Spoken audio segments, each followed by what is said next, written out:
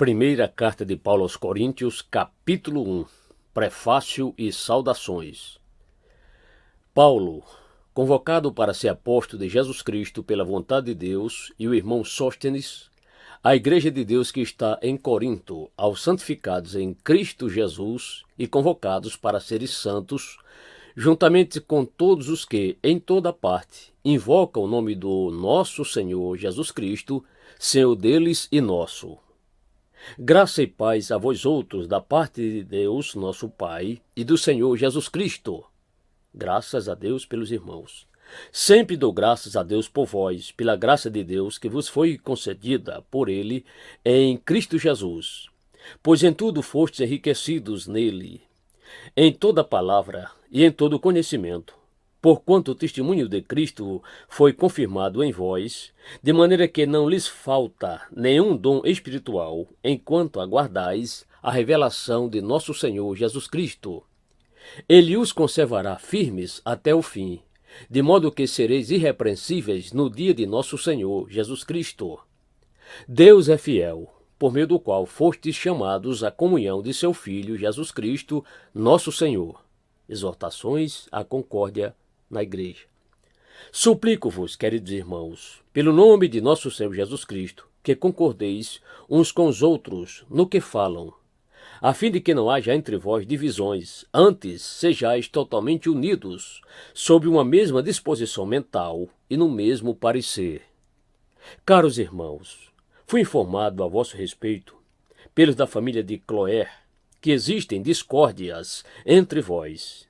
Refiro-me ao fato de um de vós afirmar: eu sou de Paulo, enquanto o outro declara: eu sou de Apolo, e outro: eu sou de Pedro, e outro ainda: eu sou de Cristo. Ora, acaso Cristo está dividido? Foi Paulo crucificado em vosso favor? Fostes batizados em nome de Paulo? Dou graças a Deus por não ter batizado a nenhum de vós, com exceção de Crispo e de Gaio, a fim de que ninguém venha a alegar que foi batizado em meu nome. É certo que batizei também os da família de Estéfanas. Além destes, não me recordo se batizei algum outro irmão. Porquanto Cristo não me enviou para batizar, mas para proclamar o Evangelho, não por meio de palavra de sabedoria humana, para que a cruz de Cristo não seja esvaziada. A palavra da cruz, poder de Deus. Pois a mensagem da cruz é loucura para os que estão sendo destruídos. Porém, para nós, que estamos sendo salvos, é o poder de Deus. Porquanto está escrito: destruirei a sabedoria dos sábios e rejeitarei a inteligência dos homens cultos. Onde está o sábio? Onde está o homem culto? Onde está o questionador desta era?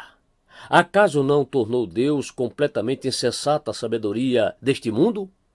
Considerando que, na sabedoria de Deus, o mundo não o conheceu por meio da sabedoria humana, foi do agrado de Deus salvar os que creem por intermédio da loucura da proclamação da sua mensagem. Porque tanto os judeus pedem sinais como os gregos procuram sabedoria, nós, entretanto, proclamamos a Cristo crucificado, que é motivo de escândalo para os judeus e loucura para os gentios. Todavia, para os que foram convocados, tanto judeus como gregos, Cristo é o poder de Deus e sabedoria de Deus, o chamado e vocação dos santos. Porquanto a insensatez de Deus é mais sábia que a sabedoria dos seres humanos, e a fraqueza de Deus é mais forte que todo o poder dos homens. Irmãos, contemplai a vossa vocação, pois não foram convocados muitos sábios de acordo com critérios humanos, nem muitos poderosos, nem tampouco nobres. Pelo contrário, Deus escolheu justamente o que para o mundo é insensatez para envergonhar os sábios, e escolheu precisamente o que o mundo julga fraco para ridicularizar o que é forte. Ele escolheu o que do ponto de vista do mundo é insignificante, desprezado e o que nada é, para reduzir a nada o que é, com o objetivo de que nenhuma pessoa se vanglorie perante ele. Somos de Deus em Cristo. Portanto, vós sois dele, em Cristo Jesus, o qual se tornou para nós sabedoria da parte de Deus, justiça, santificação e redenção, a fim de que, como está escrito, aquele que se gloria, Glorie-se no Senhor.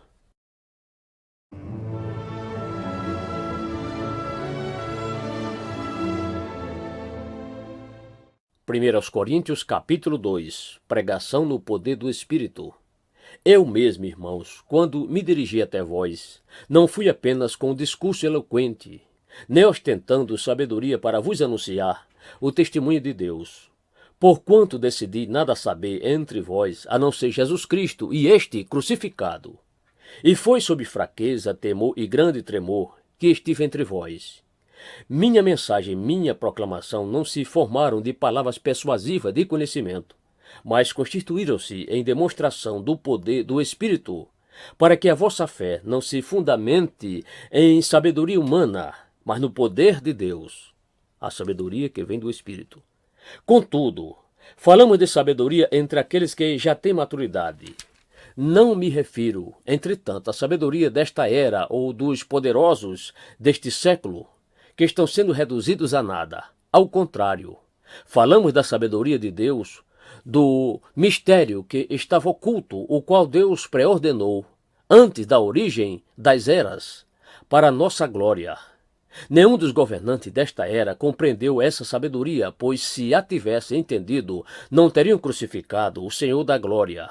No entanto, como está escrito, olho algum jamais viu, ouvido algum nunca ouviu, e mente nenhum imaginou o que Deus predispôs para aqueles que o amam. Deus, todavia, o revelou a nós por intermédio do Espírito. Porquanto o Espírito a tudo investiga, até mesmo as profundezas de Deus.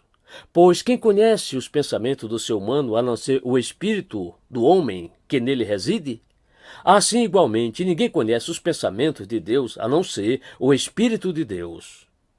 Nós, entretanto, não recebemos o Espírito do mundo, mas sim o Espírito que vem de Deus, a fim de que possamos compreender o que por Deus nos foi outorgado gratuitamente.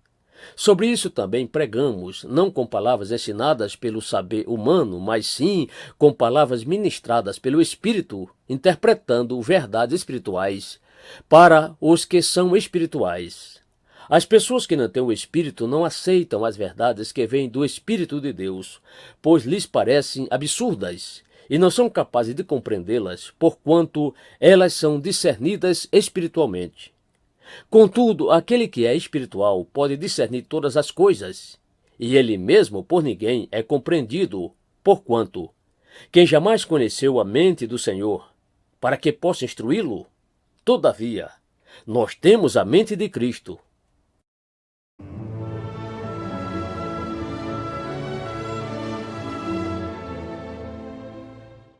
Primeiras Coríntios capítulo 3. O crente infantil e as dissensões. Irmãos, não vos pude falar como a pessoas espirituais, mas como a pessoas carnais, como a crianças em Cristo. O que vos dei para beber foi leite e não alimento sólido, pois não podíeis recebê-lo, nem ainda agora podeis, porque ainda sois carnais, visto que campeia entre vós todo tipo de inveja e discórdias. Por acaso não estáis sendo carnais, vivendo de acordo com os padrões exclusivamente mundanos? Pois, quando alguém alega, eu sou de Paulo, e outro, eu sou de Apolo, não estáis agindo absolutamente segundo os padrões dos homens? Quem é, portanto, Apolo? E quem é Paulo? Servos, por intermédio dos quais viestes a crer. E isto conforme o ministério que o Senhor concedeu a cada um. Eu plantei, Apolo regou, mas foi Deus quem deu o crescimento. De forma que nem o que planta, nem o que rega são de alguma importância, mas unicamente Deus que realiza o crescimento. O que planta e o que rega ministram de acordo com um propósito, e cada um será premiado segundo seu próprio trabalho. Porquanto nós somos colaboradores de Deus. Vós sois a lavoura de Deus e edifício de Deus. O dever dos ministros de Cristo. Segundo a graça de Deus, que me foi outorgada, eu, como prudente construtor, lancei o alicerce e outro está edificando sobre ele. Entretanto, reflita bem cada um como constrói. Porque ninguém pode colocar outro fundamento além do que está posto, o qual é Jesus Cristo. Se alguma pessoa edifica sobre esse alicerce utilizando ouro, prata, pedras preciosas, madeira, feno ou palha, sua obra será manifesta, porquanto o dia atrará a luz, pois será revelada pelo fogo que provará a qualidade da obra de cada um. Se a obra que alguém construiu permanecer, este receberá a sua recompensa. Se a obra de alguém se queimar, este sofrerá prejuízo, ainda assim será salvo, como alguém que escapa por entre as chamas do fogo. Não sabeis que sois santuário de Deus e que o seu Espírito habita em vós? Se alguma pessoa destruir o santuário de Deus, este o destruirá, pois o santuário de Deus, que sois vós, é sagrado. A sabedoria humana é loucura. Ninguém se iluda. Se qualquer pessoa entre vós se considera sábia de acordo com os padrões deste nosso tempo, então é melhor tornar-se insensata para alcançar sabedoria. Porquanto a sabedoria deste mundo é loucura aos olhos de Deus. Pois está escrito, ele apanha os sábios nas próprias artimanhas deles. E mais, o Senhor conhece os pensamentos dos sábios, que são elucubrações vãs. Portanto, nenhuma pessoa deve se orgulhar dos homens, porque tudo vos pertence. Seja Paulo, seja Apolo, seja Pedro, seja o mundo todo. A vida, a morte, assim como o presente ou o futuro. Tudo o que existe é vosso. E vós sois de Cristo, e Cristo de Deus.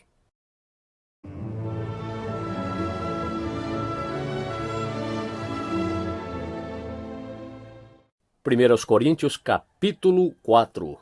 Ministro de Deus. Portanto, todas as pessoas devem nos considerar servos de Cristo, encarregados dos mistérios de Deus.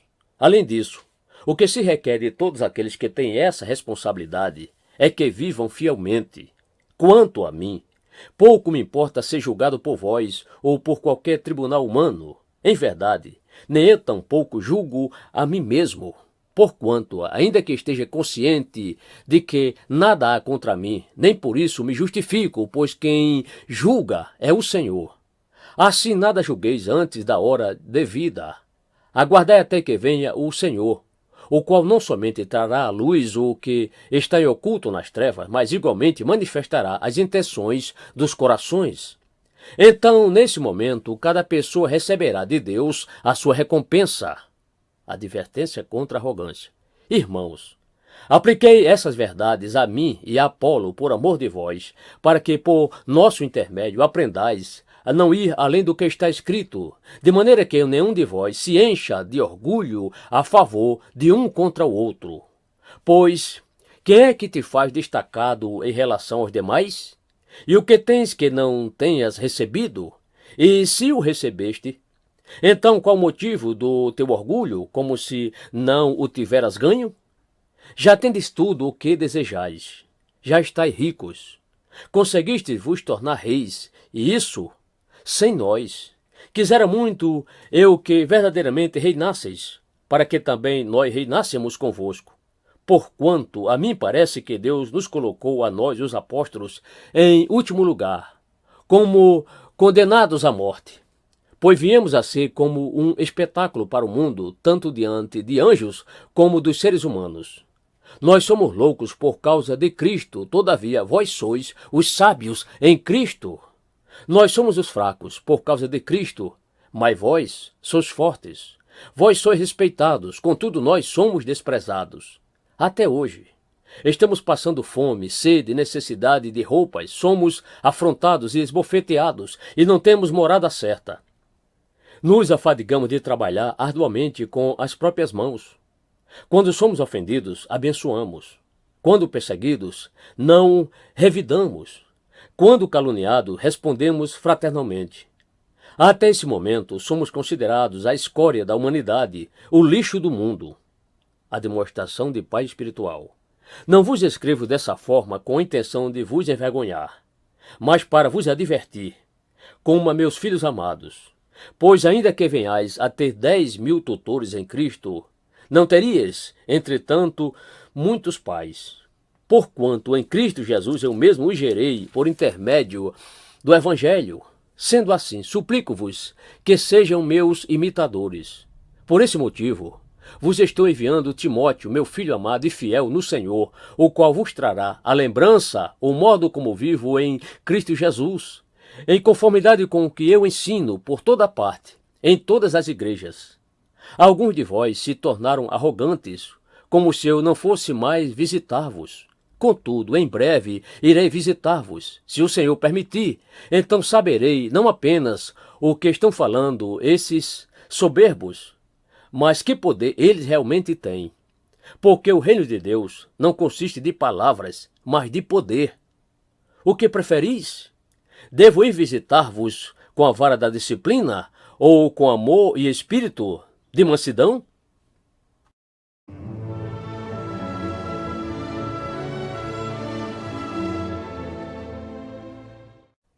1 Coríntios capítulo 5. Combate à imoralidade na igreja. De toda parte se ouvem comentários de que há impureza entre vós e uma espécie de imoralidade que não se observa, nem mesmo entre os pagãos, a ponto de alguém manter relações sexuais com a mulher do seu pai. E ainda estáis cheios de arrogância. Não devias, pelo contrário, repugnar tal atitude e expulsar da comunhão aquele que assim procede? Apesar de eu estar ausente fisicamente, estou presente em espírito, e já julguei quem praticou tamanha insolência, como se estivesse presente. Ora, quando vos reunides em o nome do Senhor Jesus, e eu estando convosco em espírito, diante da presença do poder de nosso Senhor Jesus, entregue esse homem a Satanás para que a carne dessa pessoa seja destruída, mas seu espírito seja salvo no dia do Senhor. Esse vosso orgulho não é bom. Não sabeis que um pouco de fermento faz com que toda a massa fique fermentada? Lembrai-vos do fermento velho, a fim de que sejais massa nova e sem fermento, assim como certamente sois, porquanto Cristo, nosso Cordeiro Pascal, foi sacrificado. Por isso, celebremos a festa não com o fermento velho, nem com o fermento do maligno e da corrupção, mas com os pães sem fermento da sinceridade e da verdade. Já vos adverti por carta que não vos associasseis a nada que fosse imoral. Dizendo isso, não me refiro às pessoas imorais deste mundo, nem aos avarentos, ou aos ladrões, ou ainda aos idólatras. Se assim fosse, seria necessário que saísseis do mundo. Entretanto, agora vos escrevo para que não vos associeis com qualquer pessoa que, afirmando-se irmão, for imoral, ou ganancioso, idólatra, ou caluniador, embriagado ou estelionatário. Com pessoas assim, não deveis sequer sentar-se para uma refeição, pois como haveria eu de julgar os que estão fora da igreja? Todavia, não deveis vós julgar os que são de dentro? Contudo, Deus julgará os que são de fora. Expulsai, portanto, do vosso meio esse que vive na prática da indecência.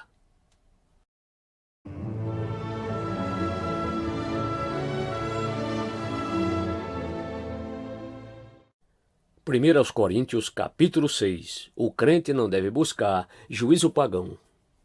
Atreve-se alguém entre vós, quando há litígio de um contra o outro, levar o caso para ser julgado por pessoas pagãs e não pelos próprios santos? Ou desconheceis que os santos julgarão o mundo todo? E se o mundo será julgado por vós, como sois incompetentes para julgar assuntos de tão menor importância? E mais, não sabeis vós que iremos julgar inclusive os anjos? Quanto mais as demandas triviais desta vida. Será que, quando surgem questões desta vida para serem julgadas, constituís como juízes as pessoas menos respeitáveis da igreja? É para vossa vergonha que me expresso dessa forma. Não há, porventura, nem ao menos um sábio entre vós que possa julgar uma contenda entre irmãos? Contudo, ao invés disso, um irmão recorre ao tribunal contra outro irmão e apresenta tudo isso diante de incrédulos. Só o fato de haver entre vós processos judiciais uns contra os outros revela que já estáis derrotados. Em vez disso, por que não deis preferência a sofrer injustiça? Por que não arqueis com o prejuízo? Entretanto, Sois vós mesmos que praticais a injustiça e cometeis fraudes, e tudo isso contra seus próprios irmãos. Não sabeis que os injustos não herdarão o reino de Deus? Não vos deixeis enganar, nem imorais, nem idólatras, nem adúlteros, nem os que se entregam a práticas homossexuais de qualquer espécie, nem ladrões, nem avarentos, nem viciados em álcool ou outras drogas, nem caluniadores, nem estelionatários, herdarão o reino de Deus. Assim fostes alguns de vós, contudo, vós fostes lavados, santificados e justificados em o nome do Senhor Jesus Cristo e no Espírito Santo de nosso Senhor. Nosso corpo é santuário de Deus. Todas as coisas me são permitidas, mas nem todas são saudáveis. Tudo me é lícito realizar, mas eu não permitirei que nada me domine. Os alimentos são para o estômago e o estômago para os alimentos. Deus, no entanto, destruirá tanto um quanto o outro, mas o corpo não é para servir à imoralidade, e sim para o Senhor, e o Senhor para o corpo. Por seu poder, Deus ressuscitou o Senhor e igualmente nos ressuscitará. Não sabeis que os vossos corpos são membros de Cristo? Tomarei eu os membros de Cristo e os unirei a uma prostituta? De forma alguma. Ou não é de vosso conhecimento de quem se une a uma prostituta, torna-se um corpo com ela? Porquanto está escrito, os dois serão uma só carne. Entretanto, aquele que se une ao Senhor é um só espírito com ele. Fugi, portanto, da imoralidade sexual. Qualquer outro pecado que uma pessoa comete fora do corpo os comete. Todavia, quem peca sexualmente peca contra o seu próprio corpo. Ou ainda não entendeis que o vosso corpo é santuário do Espírito Santo que habita em vós, o qual tendes da parte de Deus e que não pertenceis a vós mesmos? Pois fostes comprados por alto preço. Portanto, glorificai a Deus no vosso próprio corpo.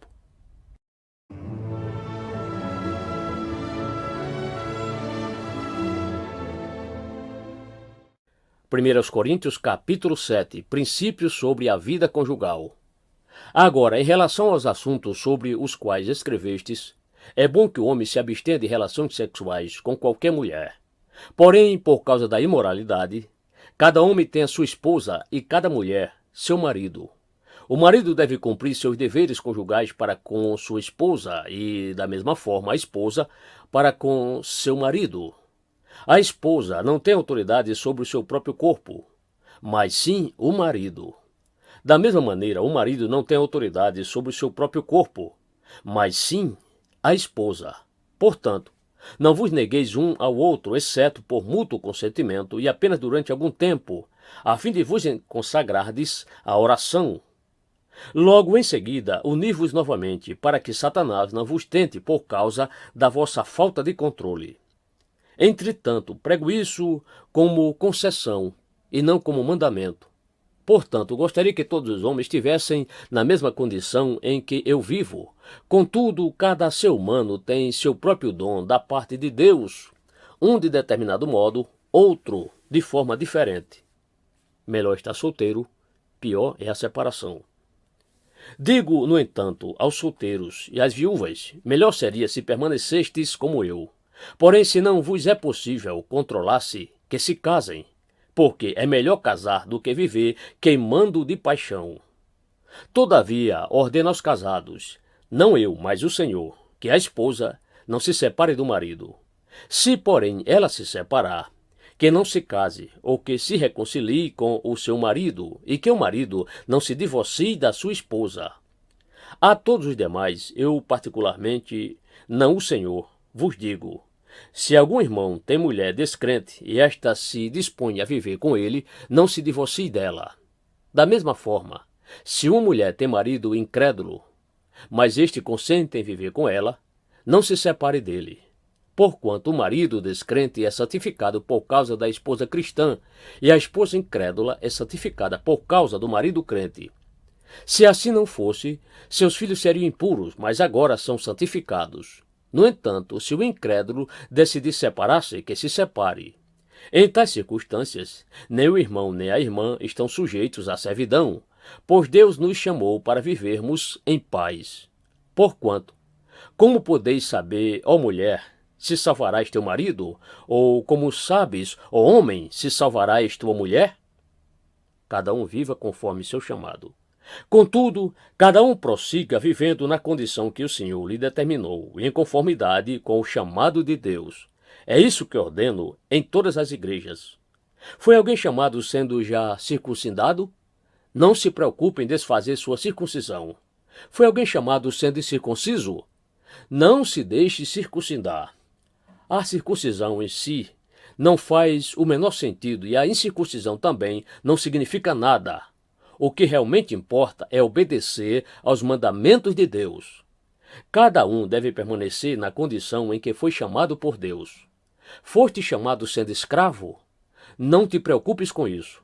Mas se ainda podes conseguir tua liberdade, aproveita a oportunidade. Pois aquele que, sendo escravo, foi chamado pelo Senhor, é liberto e pertence ao Senhor. E da mesma forma, aquele que era livre quando foi chamado, agora é escravo de Cristo. Fostes comprados pelo mais elevado preço. Não vos torneis escravos de homens. Portanto, irmãos, cada um deve permanecer diante de Deus na condição em que foi chamado. Solteiros ou casados, consagrem-se. Quanto aos solteiros, não tenho mandamento específico do Senhor. Dou, no entanto, o meu parecer como um homem que, pela misericórdia do Senhor, tem vivido em fidelidade. Considero, portanto, que é saudável, devido aos problemas deste momento, que a pessoa permaneça em sua atual condição. Estás casado? Não procures separação. Estás solteiro? Não procures casamento. Todavia, se te casares, com essa atitude, não pecas. Da mesma forma, se uma virgem vier a se casar, também por isso não comete pecado. Contudo, aqueles que se casam enfrentarão uma série de dificuldades nessa vida, e eu gostaria de poupá-los disso. Irmãos, o que desejo vos fazer entender é que o tempo se abrevia sobremaneira.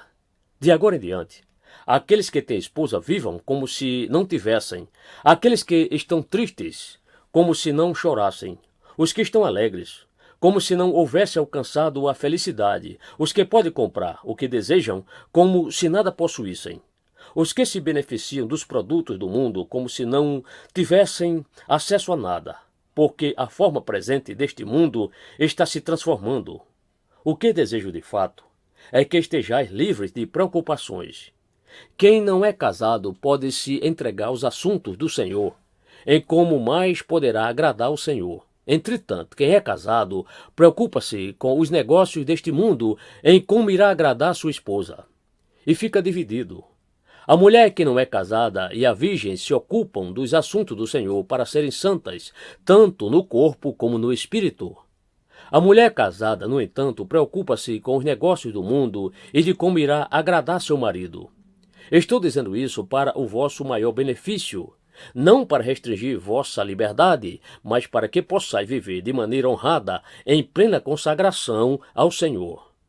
Mas se alguém julgar que está agindo de forma desonrosa perante sua noiva, se ela estiver passando da idade, crendo que deve se casar, faça como entender melhor. Ele não peca por isso, que se casem. Contudo, o homem que decidiu firmemente em seu coração que não se sente obrigado, mas tem controle sobre sua própria vontade sexual e chegou à conclusão de não se casar com sua noiva, da mesma forma, esse também faz bem. De modo que aquele que se casa com sua noiva faz bem, mas quem não se casa faz melhor. A mulher está ligada ao seu marido enquanto ele viver. Porém, se o seu marido morrer, ela estará livre para se casar com quem desejar, contando que ele pertença ao Senhor. Entretanto, segundo me parece melhor, ela será mais feliz se permanecer viúva. E nisso, penso também estar em acordo com o Espírito de Deus.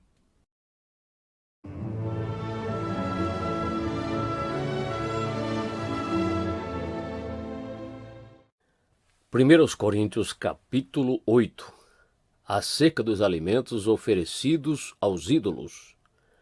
No que se refere aos alimentos sacrificados aos ídolos, reconheço, como dizeis, que todos nós temos pleno conhecimento. Porém, esse tipo de conhecimento produz orgulho, mas o amor nos faz crescer na fé. A pessoa que imagina conhecer alguma coisa ainda não tem a sabedoria que necessita. Todavia, quem ama a Deus, este é conhecido por Deus. Portanto, no que se refere à comida sacrificada a ídolos, temos pleno conhecimento de que o ídolo não tem o menor significado no mundo e que só existe um Deus. Pois, ainda que haja os chamados deuses, quer no céu, quer na terra, como de fato há muitos deuses e senhores, para nós, contudo, há um único Deus, o Pai, de quem tudo procede e para quem vivemos, em um só Senhor, Jesus Cristo, por intermédio de quem tudo o que há veio a existir e por meio de quem também vivemos. No entanto, nem todos conhecem essa verdade. Alguns, ainda acostumados com os ídolos, comem esse alimento como se fosse um sacrifício idólatra. E como a consciência deles é frágil, deixam-se contaminar. Ora, não são os alimentos que nos fazem aceitáveis diante de Deus? Não nos tornaremos piores se não comermos, nem melhores se comermos? Contudo, tendes cuidado para que o exercício da vossa liberdade não se torne um motivo de tropeço para os fracos. Porquanto, se alguém que tem a consciência fragilizada vir a ti, que tens este conhecimento, comendo à mesa no templo de ídolos, não será induzido a se alimentar do que foi oferecido em sacrifício a ídolos? E assim, esse teu irmão mais fraco, por quem Cristo também morreu, é destruído pelo teu conhecimento. Portanto, quando pecas contra teus irmãos dessa maneira, ferindo a consciência fraca deles, pecas contra Cristo. Concluindo, se o alimento que eu como induz meu irmão a pecar, nunca mais comerei carne, a fim de que não seja eu a causa do pecado dele.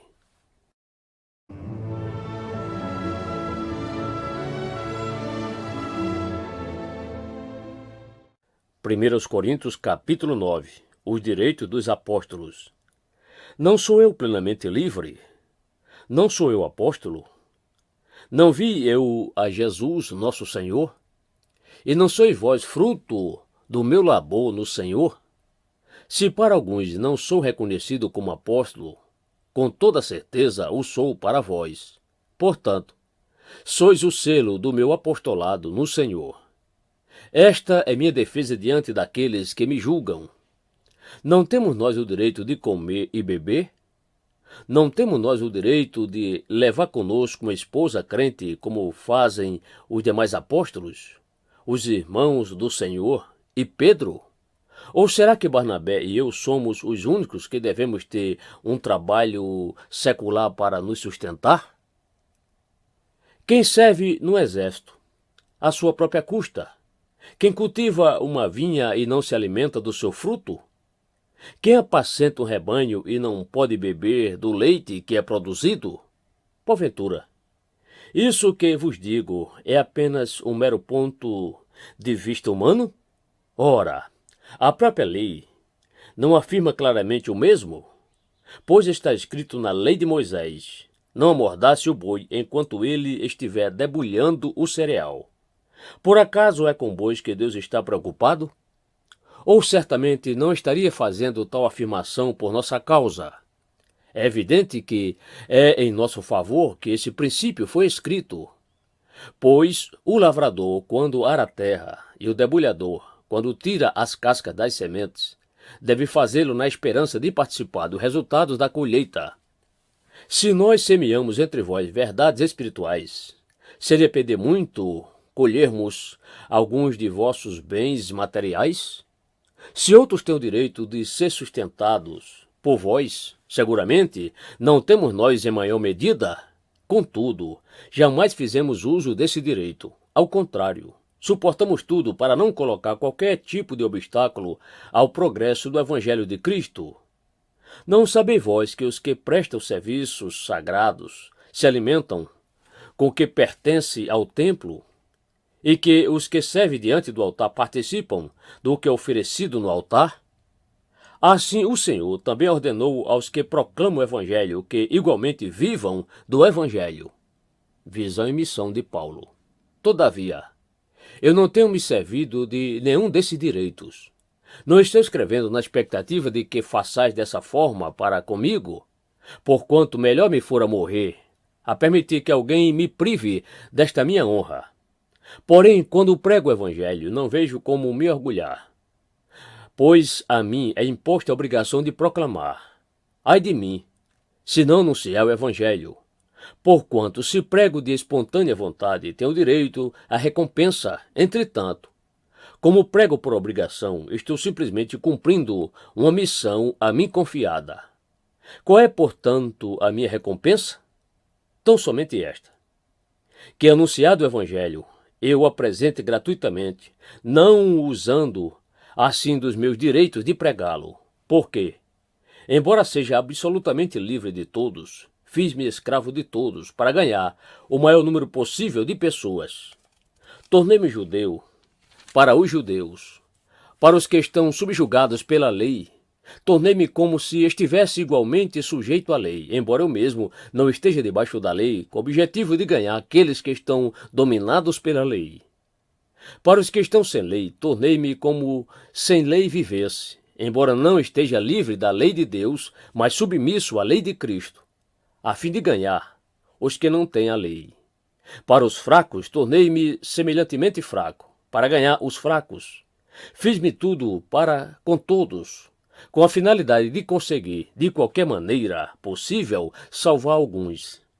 Faço tudo isso por causa do Evangelho, a fim de me tornar co-participante dele. Um verdadeiro atleta de Cristo. Não sabeis que entre todos os que correm no estádio, na verdade, somente um recebe o grande prêmio? Correi de tal maneira que o alcanceis. Todos que competem nos jogos se submetem a um treinamento rigoroso, e isso para obter uma coroa que logo se desvanece. No entanto, nós nos dedicamos para ganhar uma coroa que dura eternamente. Portanto, não corro como quem corre sem alvo, e não luto como quem apenas soca o ar, mas esmurro o meu próprio corpo e faço dele meu escravo, para que, depois de haver pregado aos outros, eu mesmo não venha a ser reprovado.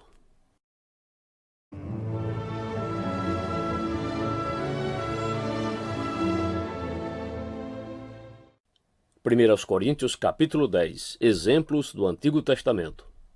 Portanto, irmãos, não quero que ignoreis que nossos antepassados estiveram todos debaixo da nuvem e todos passaram pelo mar. Em Moisés, todos eles foram batizados na nuvem e no mar. Todos comeram do mesmo alimento espiritual e todos beberam da mesma bebida espiritual, porque tinham uma sede saciada pela rocha espiritual que os acompanhava. E essa rocha era Cristo. Entretanto, Deus não se agradou da maioria deles e, por isso, seus corpos ficaram espalhados pelo chão do deserto. Esses fatos ocorreram como exemplos para nós, a fim de que não cobicemos o que é ruim, como eles fizeram. Não vos torneis idólatras, como alguns deles foram, conforme está escrito. O povo se assentou para comer e beber, e levantou-se para se entregar à orgia.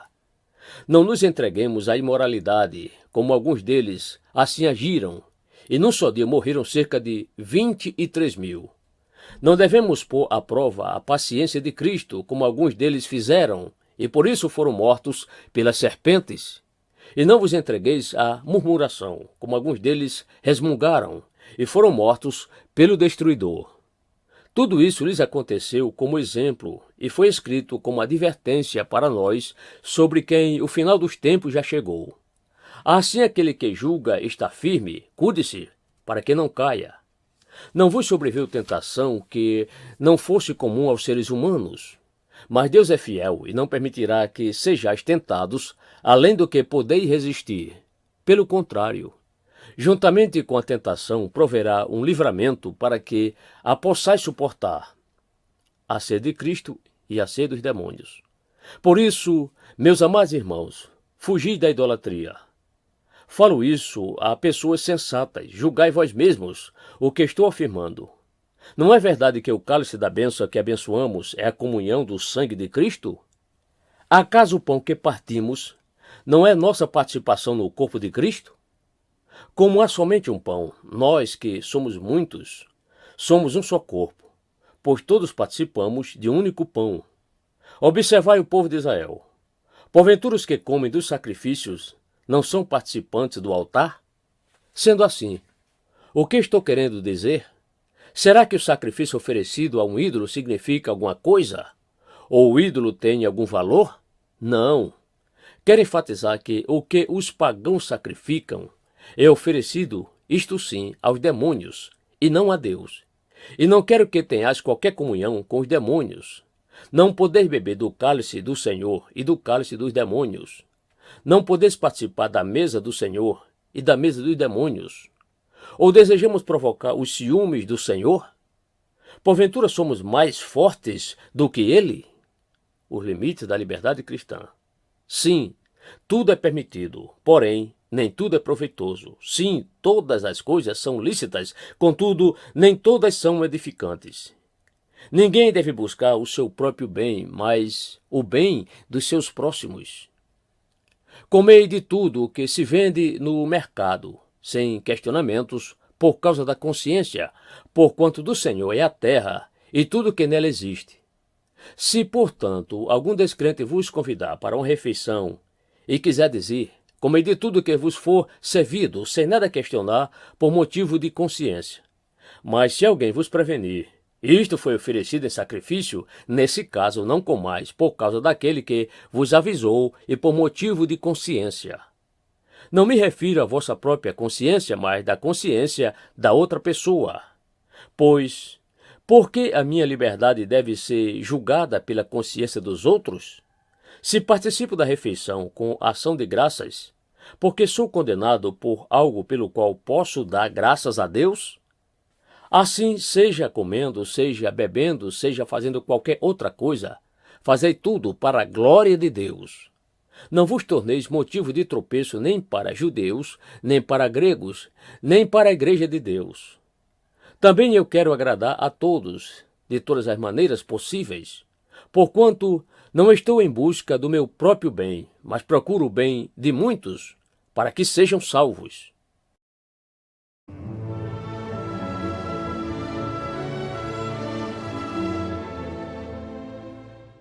Primeira aos Coríntios, capítulo 11. Sede meus imitadores, como eu o sou de Cristo. Reverência na adoração. Eu vos elogio, porquanto em tudo vos lembrais de mim, e vos tendes apegado fielmente às tradições que vos transmiti. Entretanto, desejo que entendais que Cristo é o cabeça de todo homem, o cabeça da esposa, e Deus, o cabeça de Cristo. Todo homem que ora ou profetiza com a cabeça coberta desonra a sua cabeça, e toda mulher que ora ou profetiza com a cabeça descoberta desonra a sua cabeça, pois é como se estivesse com a cabeça rapada. Assim, se a mulher não cobre a cabeça, então deveria cortar também o cabelo. Se, no entanto, é vergonhoso para a mulher cortar o cabelo ou raspar a cabeça, então ela deve cobrir a cabeça. O homem, contudo, não deve cobrir a cabeça, visto que ele é a imagem e a glória de Deus, mas a mulher é a glória do homem. Porquanto o homem não se originou da mulher, mas sim a mulher do homem. Além disso, o homem não foi criado por causa da mulher, mas sim a mulher por causa do homem. Por essa razão e por causa dos anjos, a mulher deve ter sobre a cabeça um sinal de autoridade. No Senhor, todavia, nem a mulher é independente do homem, nem o homem é independente da mulher. Porque assim como a mulher veio do homem, assim também o homem nasce da mulher, mas tudo provém de Deus. Julgai entre vós mesmos.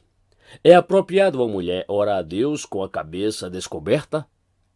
Não vos ensina a própria natureza que, se o homem tiver cabelos compridos, isso lhe é motivo de desonra?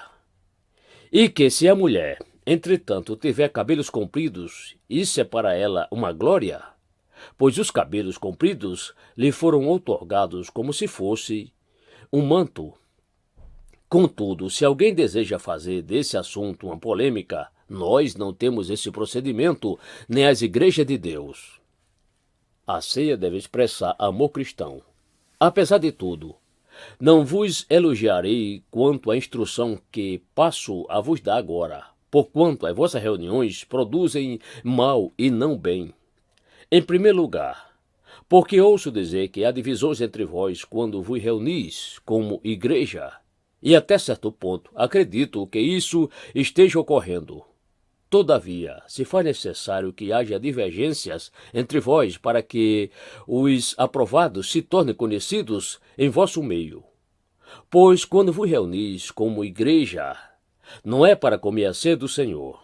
Porque, quando comeis, cada um toma antes a sua própria ceia sem esperar pelos outros, e dessa maneira, enquanto um fica com fome, outro se embriaga.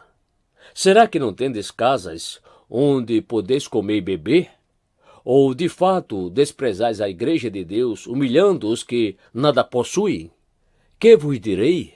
Acaso vos elogiarei por isso? Certamente que não vos elogio por essas atitudes. Como celebrar a ceia do Senhor. Pois eu recebi do Senhor o que também vos entreguei, que o Senhor Jesus, na noite que foi traído, tomou o pão, e logo após haver dado graças, o partiu e disse: Isto é meu corpo que é dado por vós. Fazei isto em memória de mim. Do mesmo modo, depois de comer, ele tomou o cálice e declarou: Este cálice é a nova aliança no meu sangue. Fazei isto todas as vezes que o beberdes em memória de mim. Portanto, todas as vezes que comerdes deste pão e beberdes deste cálice, proclamais a morte do Senhor, até que ele venha.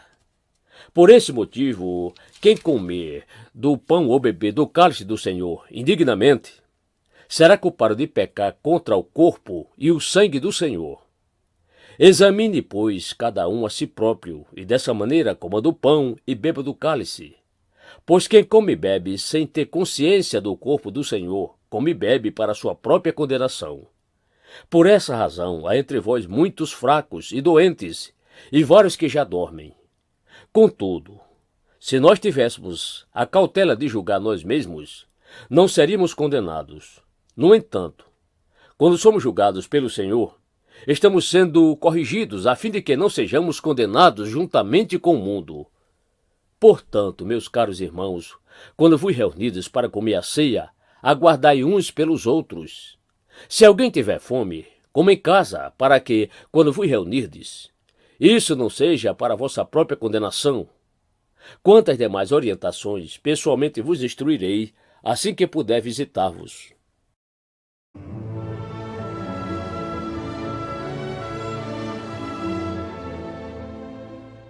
1 aos Coríntios, capítulo 12, quanto aos dons espirituais. A respeito dos dons espirituais, não quero, irmãos, que tenhais desconhecimento. Sabeis que, quando eres pagãos, de uma maneira ou outra fostes fortemente atraídos para os ídolos mudos. Portanto, eu vos afirmo que ninguém que fala pelo Espírito de Deus pode dizer, maldito seja Jesus. Da mesma forma, ninguém pode declarar, Jesus é Senhor, a não ser pelo Espírito Santo. Existem diferentes tipos de dons, mas o Espírito é o mesmo. Existem várias formas de ministérios, mas o Senhor é o mesmo. E há diversas maneiras de atuação, mas é o mesmo Deus quem efetua tudo em todos. A cada um, contudo, é concedida a manifestação do Espírito com a finalidade de que todos sejam beneficiados. Pelo Espírito, a um é dada a palavra de sabedoria, a outro, pelo mesmo Espírito, a palavra de conhecimento. A outro, pelo mesmo Espírito, é outorgada a fé. A outro, pelo único Espírito, dons de curar. A outro, poder para operar milagres. A outro, profecia. A outro, discernimento de espíritos. A outro, variedade de línguas. E ainda a outro, interpretação de línguas. Entretanto, o mesmo e único Espírito realiza todas essas ações, e ele as distribui individualmente a cada pessoa, conforme deseja. Unidade na diversidade. Porquanto, assim como o corpo é uma só unidade e possui muitos membros, e todos os membros do corpo, ainda que muitos, constituem um só organismo, Assim também ocorre em relação a Cristo, pois todos fomos batizados por um só Espírito, a fim de sermos um só corpo, quer judeus, quer gregos, quer escravos, quer livres, e a todos nós foi dado beber de um único Espírito. Porque também o corpo não é constituído de apenas um membro, mas de muitos. Se porventura o pé disser, porque não sou mão, não pertenço ao corpo, nem por isso deixa de fazer parte do corpo. Se a orelha reclamar, porque não sou olho, não pertenço ao corpo, nem por isso deixa de fazer parte do corpo. Se o corpo todo fosse olho, onde estaria a capacidade de ouvir? Se o corpo todo fosse audição, onde estaria o olfato? Em verdade, Deus dispôs cada um dos membros do corpo segundo a sua vontade. E se todos fossem um só membro, onde estaria o corpo? Sendo assim, há muitos membros, mas um só corpo. O olho não pode ordenar a mão: não tenho necessidade de ti.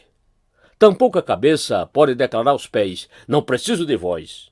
Ao contrário, os membros do corpo que parecem mais fracos são essenciais. E os membros do corpo que julgamos serem menos honrosos, nós mesmos os tratamos com maior honra. E os membros que em nós são vergonhosos, vestimos com decoro especial, enquanto os membros mais apresentáveis dispensam qualquer tratamento especial. Todavia, Deus estruturou o corpo atribuindo maior honra aos membros que dele tinham necessidade, a fim de que não haja divisão no corpo, mas sim que todos os membros tenham igual dedicação uns pelos outros. Desse modo, quando um membro sofre, todos os demais sofrem com ele. Quando o membro é honrado, todos os outros se regozijam com ele. Ora, vós sois o corpo de Cristo e cada pessoa entre vós, individualmente, é membro desse corpo. Assim, na igreja, Deus estabeleceu alguns, primeiramente, apóstolos, em segundo lugar, profetas, em terceiro, mestres, em seguida, os que realizam milagres, os que têm dons de curar, os que têm dom de prestar ajuda, os que têm dons de administração e os que falam diversas línguas. Acaso são todos apóstolos? São todos profetas? Ou são todos mestres? Todos têm o dom de realizar milagres? Todos têm dons de curar? Falam todos em línguas? Todos as interpretam? Contudo, buscai com zelo os melhores dons.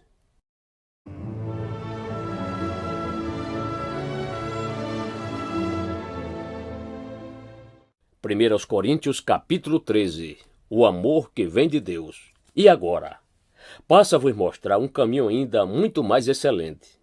Ainda que eu fale a língua dos seres humanos e dos anjos, se não tiver amor, serei como o sino que ressoa, ou como o prato que retine. Mesmo que eu possua o dom de profecia e conheça todos os mistérios e toda a ciência, e ainda tenha uma fé capaz de mover montanhas, se não tiver amor, nada serei. Mesmo que eu dê aos necessitados tudo o que possuo e entregue o meu próprio corpo para ser queimado, se não tiver amor, todas essas ações não me trarão qualquer benefício real. O amor é paciente, o amor é bondoso, não inveja, não se vangloria, nem é arrogante. Não se porta de maneira inconveniente, não age egoisticamente, não se enfurece facilmente, não guarda ressentimentos. O amor não se alegra com a injustiça, pois sua felicidade está na verdade. Tudo sofre, tudo crê, tudo espera, tudo suporta. O amor jamais morre, todavia as profecias deixarão de existir, as línguas cessarão, o conhecimento desaparecerá. Porquanto em parte conhecemos e em parte profetizamos, quando, no entanto, chegar o que é perfeito, o que é imperfeito será extinto. Quando eu era criança, pensava como menino, sentia e falava como menino. Quando cheguei à idade adulta, deixei para trás as atitudes próprias das crianças. Agora, portanto, enxergamos apenas um reflexo obscuro, como em um material polido. Entretanto, haverá o dia em que veremos face a face. Hoje conheço em parte, então conhecerei perfeitamente, da mesma maneira como plenamente sou conhecido.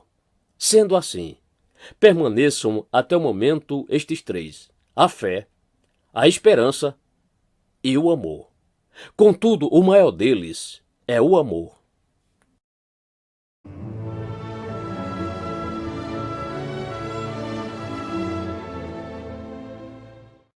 1 Coríntios capítulo 14. O correto uso dos dons. Segui o caminho do amor e exercei com zelo os dons espirituais, contudo, especialmente, o dom de profecia. Porquanto quem se expressa em uma língua estranha não fala aos homens, mas a Deus. De fato, ninguém o compreende, pois em espírito fala mistérios. Entretanto, quem profetiza o faz claramente para edificação, encorajamento e consolação de todas as pessoas. Quem fala em uma determinada língua a si mesmo se edifica, mas quem profetiza edifica a igreja. Gostaria que todos vós falasseis em línguas, todavia, muito mais que profetizasseis. Quem profetiza é maior do que aquele que fala em línguas, a não ser que as interprete, para que toda a comunidade receba a palavra que edifica. Portanto, irmãos, se eu for até vós falando em línguas, que benefício vos trarei se não vos falar por intermédio de revelação, ou de conhecimento, ou de profecia, ou ainda de ensino? Até mesmo considerando objetos sem vida, mas que produzem sons, tais como a flauta ou a harpa, como alguém poderá reconhecer a música que está sendo tocada se os sons formados por elas não forem distintos? E mais, se a trombeta não emitir um som claro e correto, quem se preparará para a batalha? Da mesma maneira vós, se com a língua não pronunciardes sons que se podem entender, como se compreenderá o que dizeis? Pois estareis como que jogando palavras ao vento. Realmente, há diversos idiomas no mundo, contudo, nenhum deles é sem sentido. Portanto, se eu não compreender o significado do que alguém está comunicando, serei estrangeiro para quem fala, e tal pessoa estranha para mim. Assim igualmente vós, visto que estáis desejosos por exercer os dons espirituais, procurai amadurecer naqueles que produzem edificação para todo o corpo de Cristo. Sendo assim, aquele que fala em uma língua, ore para que possa interpretá-la corretamente. Pois, se oro em uma língua, meu espírito também ora, mas o meu intelecto fica improdutivo. Diante disso, o que fazer então? Orarei com o espírito, mas ao mesmo tempo com a mente, e cantarei com o espírito, mas igualmente com a razão. De outra forma, se louvares a Deus apenas com teu espírito, como poderá alguém que está entre os não instruídos declarar o amém, a atuação de graças, visto que não entende o que dizes? É possível que estejas dando graças muito bem, mas o teu semelhante não está sendo edificado. Dou graças a Deus por falar em línguas mais do que todos vós. No entanto, na igreja, prefiro comunicar 5 palavras compreensíveis a fim de orientar os meus semelhantes do que falar 10.000 palavras em uma língua estranha. Irmãos, não sejais infantis em vossa maneira de pensar. Porém, quanto ao mal, sede como as crianças, contudo adultos quanto ao entendimento. Pois está escrito na lei, por meio de homens de outras línguas, e por intermédio de lábios de estrangeiros, falarei a este povo. Todavia, mesmo assim, eles não me ouvirão, diz o Senhor. Desse modo, as línguas são um sinal, não para os crentes, mas para os incrédulos. A profecia, entretanto, não é um sinal para os não crentes, mas para todos os cristãos.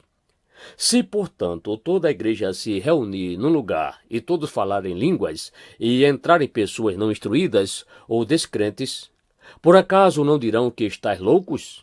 Mas se todos profetizarem e alguém incrédulo ou não instruído entrar, será por todos convencido de que é pecador e por todos será julgado. Os segredos do seu coração se tornarão manifestos, e assim, prostrando-se rosto em terra, adorará a Deus, testemunhando que, em realidade, Deus está entre vós. Ordem nas reuniões da igreja. Portanto, qual a atitude correta, então? Ora, quando vos reunis, cada um de vós tem um salmo ou uma mensagem de ensino, uma revelação ou ainda uma palavra em determinada língua, e outro tem a interpretação dessa língua. Tudo seja feito para a edificação da igreja. Se alguém falar em uma língua estranha, que a falem somente 2, quando muito 3, um de cada vez, e que haja quem possa interpretar. Contudo, se não houver intérprete, permaneça calado na igreja, falando consigo mesmo e com Deus. Tratando-se de profetas, falem 2 ou 3 e outros julguem com zelo tudo o que foi dito. No caso de ser concedida uma revelação a alguém que está sentado, cale-se o primeiro, porque todos podereis profetizar, cada um por sua vez, para que todos sejam orientados e encorajados. O espírito dos profetas está sujeito ao controle dos próprios profetas, porquanto Deus não é Deus de desordem, mas sim de paz. Como em todas as assembleias dos santos, as mulheres devem permanecer em silêncio nas igrejas, quando não lhes é permitido falar, mantendo-se em atitude de respeito, como também a lei ordena. Se desejarem saber mais sobre algum ensino, questionem a seus maridos em casa, porque, para a mulher, é vergonhoso conversar durante as reuniões da igreja. Porventura a palavra de Deus teve origem entre vós? Sois vós o único povo para quem a palavra foi entregue? Se alguém se considera profeta ou espiritual, reconheça que o que vos escrevo são mandamentos do Senhor. No entanto, se alguém não reconhece essa verdade, deixe que tal pessoa siga em sua ignorância. Concluindo, caros irmãos, aperfeiçoai com zelo o dom de profetizar, e não proibais o falar em línguas, porém, que tudo seja realizado com decência e ordem.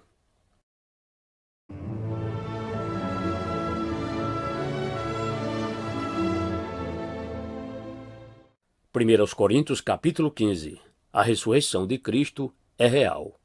Irmãos, lembro-vos do evangelho que vos preguei, o qual também recebestes e no qual estáis firmes. Por meio dele também sois salvos, desde que vos apegueis com convicção à palavra que vos anunciei. Caso contrário, tendes crido em vão. Porquanto, o que primeiramente vos transmiti foi o que também recebi, que Cristo morreu pelos nossos pecados, segundo as Escrituras, foi sepultado e ressuscitou no terceiro dia, conforme as Escrituras, e apareceu a Pedro e depois aos 12. Depois disso, apareceu a mais de 500 irmãos de uma vez, a maioria dos quais ainda vive, embora alguns já tenham adormecido. Mais tarde apareceu a Tiago e a todos os apóstolos. E, depois de todos, apareceu igualmente a mim, como a um que nasceu fora do tempo. Pois sou o menor dos apóstolos, nem mereço ser chamado apóstolo, porquanto persegui a igreja de Deus. Mas, pela graça de Deus, sou o que sou, e a sua graça para comigo não foi inútil, antes trabalhei mais do que todos eles. Todavia, não eu, mas a graça de Deus que vive em mim. Portanto, quer tenha sido eu, quer tenha realizado eles, é isso que pregamos, e é nisso que crestes. Nós também ressuscitaremos. Ora, se tem sido proclamado que Cristo ressuscitou dentre os mortos, como é possível que alguns dentre vós afirmais que não existe ressurreição dos mortos? Então, se não há ressurreição dos mortos, nem mesmo Cristo ressuscitou. E se Cristo não ressuscitou, é inútil a nossa pregação, como igualmente é improdutiva a vossa fé. Pior que isso, seremos considerados falsos testemunhas de Deus, porque contra ele testemunhamos que ressuscitou a Cristo dentre os mortos. Todavia, se é verdade que os mortos não ressuscitam, então ele também não ressuscitou a Cristo. Porquanto, se os mortos não ressuscitam, nem o próprio Cristo foi ressuscitado. E se Cristo não ressuscitou, a vossa fé para nada serve e continuais a viver em vossos pecados. Sendo assim, também os que dormiram em Cristo estão perdidos. Ora, se a nossa esperança em Cristo se restringe apenas a esta vida, somos os mais miseráveis de todos os seres humanos. A ressurreição dos crentes. No entanto, em realidade, Cristo ressuscitou dentre os mortos, sendo ele o primeiro dos frutos dentre aqueles que dormiram. Porque, assim como a morte veio por um homem, da mesma forma, por um homem veio a ressurreição dos mortos. Porquanto, assim como em Adão todos morreram, em Cristo todos serão vivificados. Contudo, cada um por sua vez, Cristo o primeiro, logo depois, os que são de sua propriedade na sua vinda. Então virá o fim, quando ele entregar o reino a Deus, o Pai, depois de ter destruído todo domínio, potestade e poder. Porque é necessário que ele reine até que absolutamente todos os seus inimigos sejam prostrados debaixo de seus pés. E o último inimigo que será destruído é a morte, pois ele tudo sujeitou debaixo de seus pés, porquanto, quando se afirma que tudo lhe foi submetido, é evidente que isso não inclui o próprio Deus, que conduziu todas as coisas à submissão de Cristo. Todavia, quando tudo lhe estiver sujeito, então o próprio Filho se submeterá àquele que todas as coisas lhe colocou aos pés, a fim de que Deus seja absolutamente tudo em todos. Se não há ressurreição, que farão aqueles que se batizam pelos mortos? Se de maneira alguma os mortos não ressuscitam, por qual razão então se batizam em benefício deles? De igual modo, nós mesmos, por que estamos nos expondo a perigos o tempo todo? Todos os dias enfrento a morte. E afirmo isso, irmãos, porquanto sois meu orgulho em Cristo Jesus, nosso Senhor. Portanto, se foi simplesmente por razões humanas que lutei com feras em Éfeso, que lucro obtive nisso? Ora, se os mortos não ressuscitam, comamos e bebamos, pois amanhã morreremos. Não vos enganeis. As más companhias corrompem os bons costumes. Como justificado que sois, recobrai o bom senso e não pequeis mais, porque alguns ainda não têm conhecimento de Deus. Declaro isso para a vossa vergonha. Os novos corpos dos ressuscitados.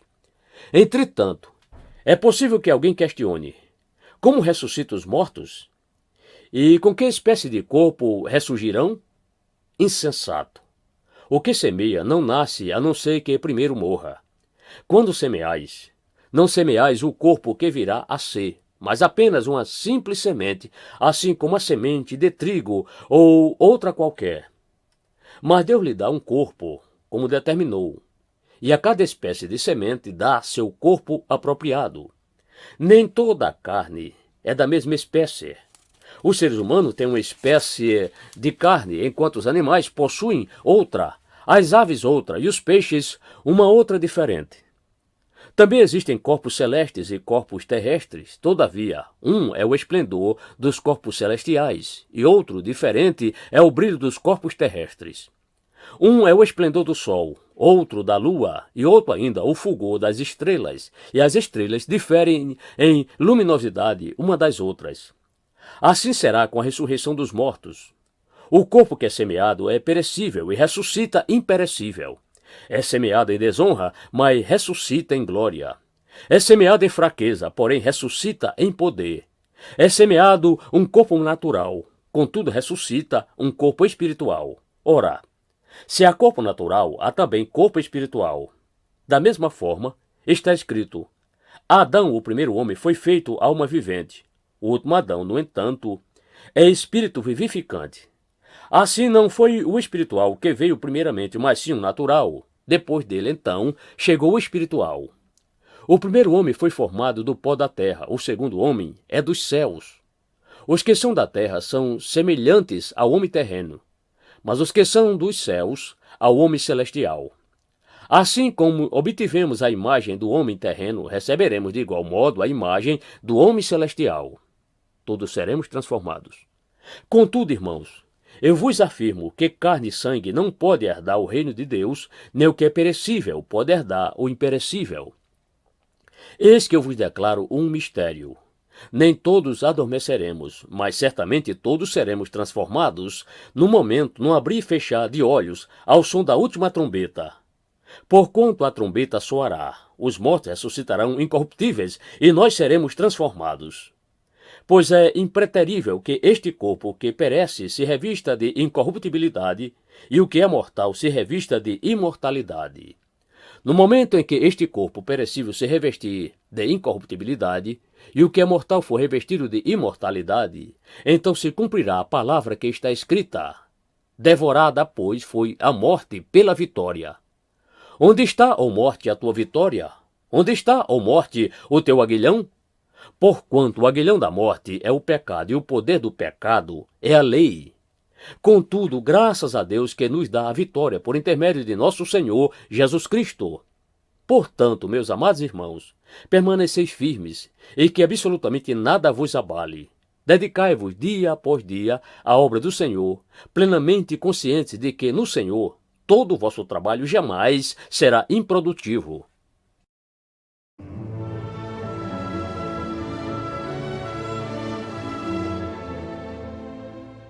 1 Coríntios capítulo 16. Oferta para o povo de Deus. Quanto à oferta para o povo de Deus, fazei vós também da mesma forma, como orientei as igrejas da Galácia.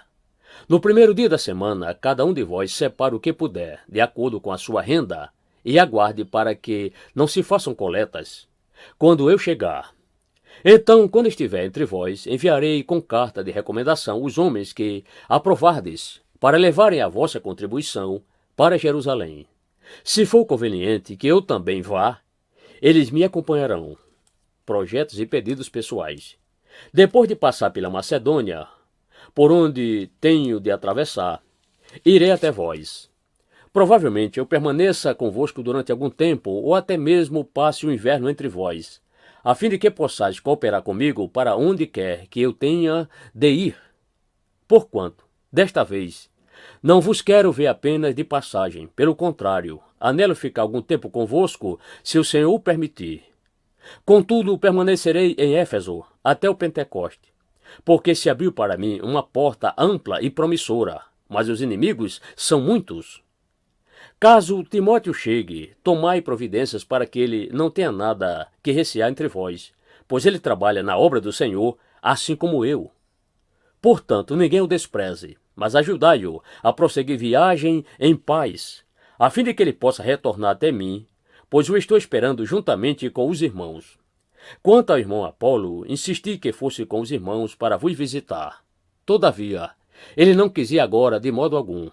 Irá, porém, assim que tiver uma boa oportunidade. Vigiai, permanecei firme na fé, portai-vos corajosamente, sede fortes. Fazei tudo com grande amor fraternal. Irmãos, sabei que os da família de Estéfanas representam os primeiros frutos da Acaia.